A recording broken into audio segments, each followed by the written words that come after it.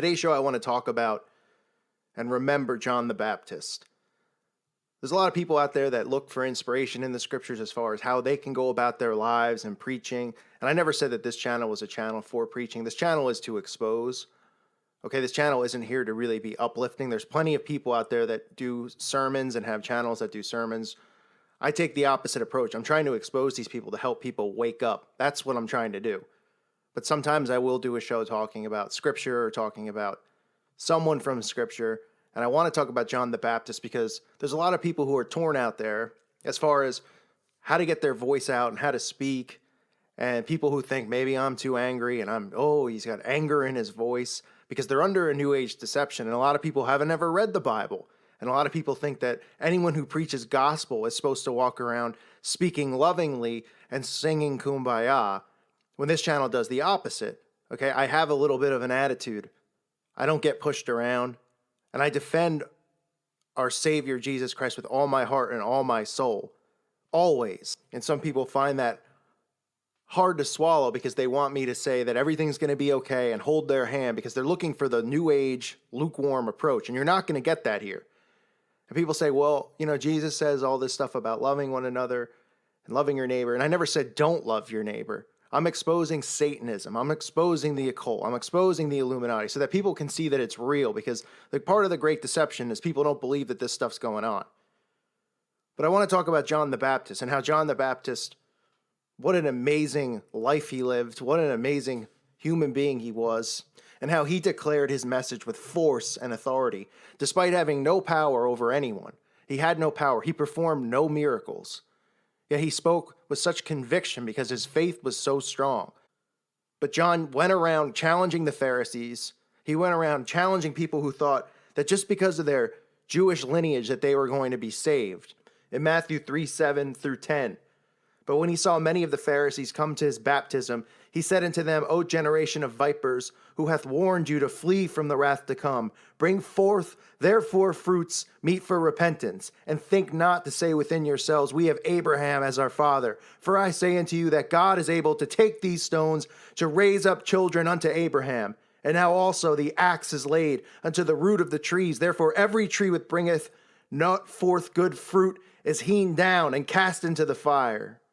Yet still to this day we have people all over trying to figure out who the true Jewish bloodline is, what skin color Jesus was while he was here, as if those things are going to save them on Judgment Day. And as John spoke, he spoke with such fire and passion for God to pave the way for the coming of the Messiah. People started flocking to John. Here was just a man who was wearing camel's hair, his garment, and a leather belt, who was eating locusts and wild honey on his own. He wasn't looking for anyone to follow him. He wasn't looking for all these people to come to him, yet they did. And he did it humbly. John 1:2-7. He is the one who comes after me, whose sandals I am not worthy to untie. We know that John was such a humble man. And Jesus says in Matthew 11:11, Truly I say to you, among those born of women, there has not arisen anyone greater than John the Baptist. Yet the one who is least in the kingdom of heaven is greater than he. What we learn from John is how to stay strong in our faith. Because John wasn't just a witness for the coming of the Messiah. John was a man who stood firm in his faith, no matter what the circumstances were, even up to his beheading. He was still speaking the gospel. He was still paving the way for Jesus Christ. And he would not deny him as the Messiah. He would rather be beheaded than do that.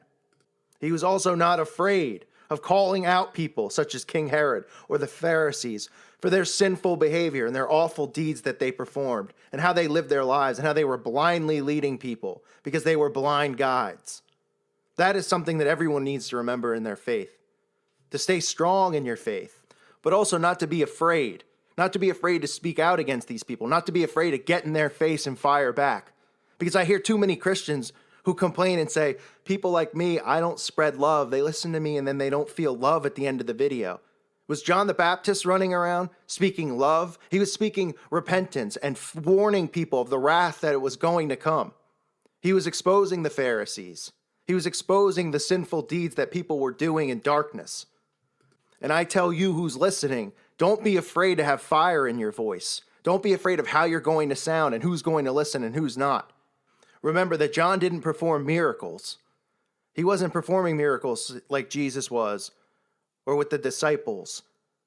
All John had was his power of his speech, the delivery and the force that he had and the authority that he had with his speech and how he spoke. He had no power over anyone. He performed no miracles. He had no money. Yet when he spoke with such conviction and such fire for God, that people were drawn to him. They were drawn to follow him and be baptized by him, to hear him paving the way for the Messiah that was to come, Jesus Christ. He didn't party. He didn't socialize with anyone. He was out off on his own in the wilderness. He was the voice in the wilderness. And he didn't seek out the multitudes. They sought him out, and they fled and left to go follow him and to listen to him preach, because they knew when he was talking, they could feel the fire of God inside of him. They could feel it. And that's why I say to people, you don't have to preach love over and over again. It's part of the New Age deception.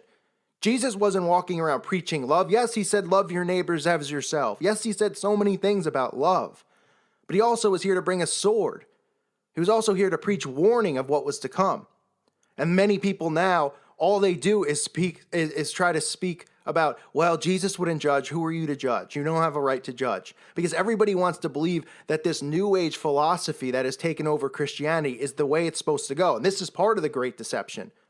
Okay, we are in the end times. We're supposed to be firing out scriptures at people. We're supposed to have fire in us. We're supposed to have passion in us for God, for Jesus Christ. These great men who spoke and preached, the prophets who came before us, they were not walking around singing Kumbaya. And I'm not saying you have to have a voice like mine. You don't have to have anger in your voice, which mine gets confused as anger, but it's not anger. It's fire. It's fire. I'm hot in my faith.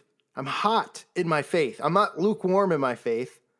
And a lot of the videos I do exposing people who are performing satanic rituals, who are performing these exposing the symbols and all of this stuff to help people wake up so they can snap out of this false reality and get back into the reality that exists, which is the scriptures, which is everything we've been told in the scriptures is coming true as we speak. We're in the end times. Remember, like I said, John had nothing. He had no authority, but even King Herod found himself afraid of John, not just because he thought that the people would rebel against him. He feared John.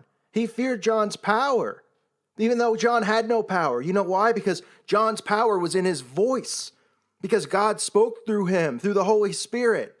But the point of trying to get across is that if you have force and authority in your voice and the fire and the Holy Spirit's fire speaking through you, you can help wake people up. You can help guide them back to our Father. So don't be afraid if you hear someone like me speaking with a loud tone or an attitude or an edge. Because these great men who came before us, these prophets like John the Baptist, weren't walking around hugging and kissing people. They weren't walking around saying everything's going to be okay. Chase your dreams. Because all of that stuff is made up. But Christians want to believe that everything has to be positive because they're afraid of conflict. They're afraid to raise their voices because everybody in this generation is afraid of conflict.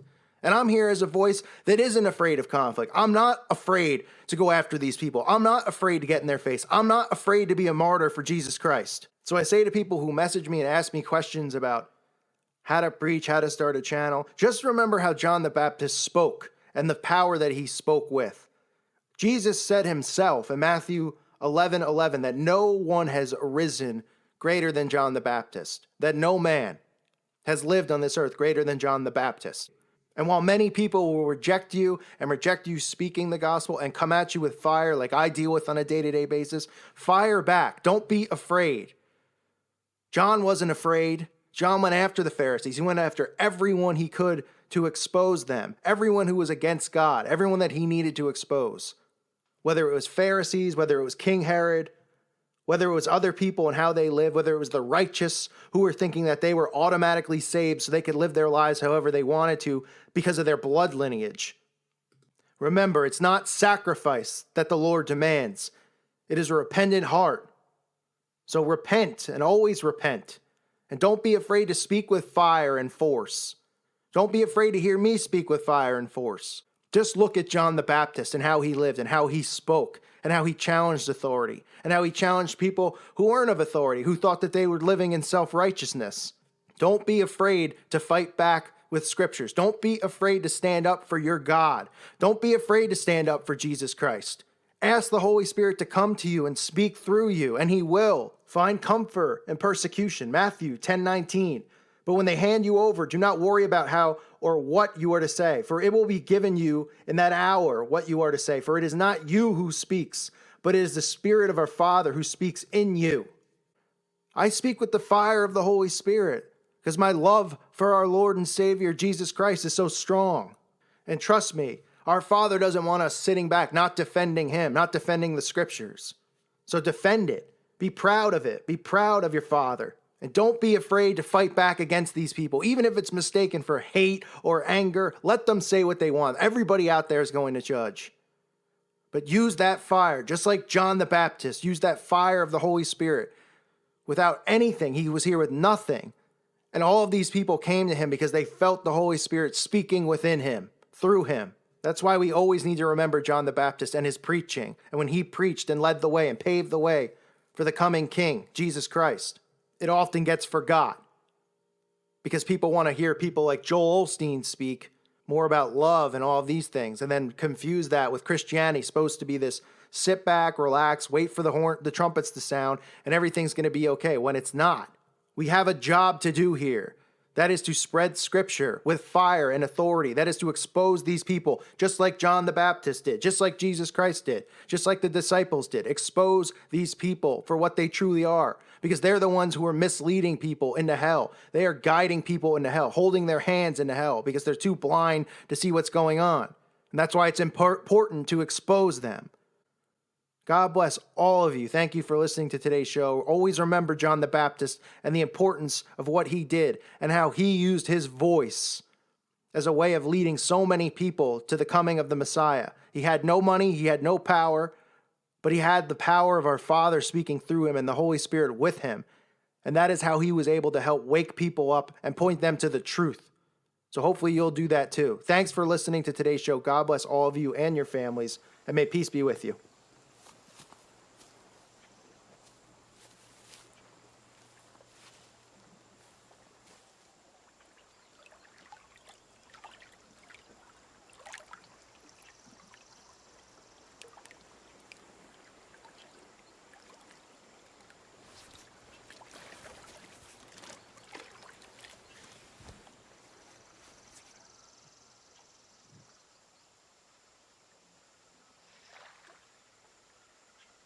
I baptize thee, having authority from the Almighty God, as a testimony that ye have entered into a covenant to serve him.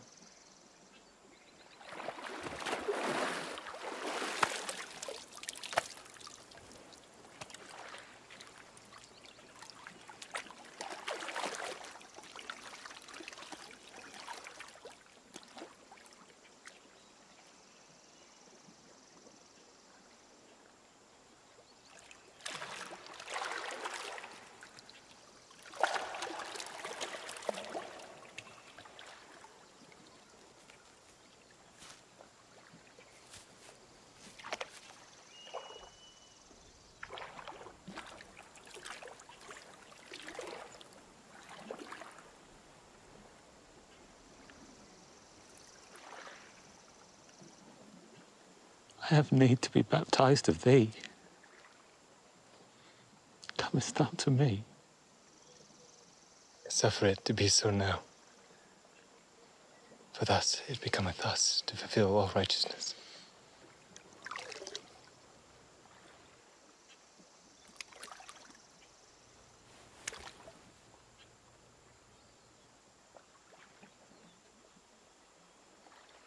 I baptize thee, having authority from the Almighty God, as a testimony that ye have entered into a covenant to serve him.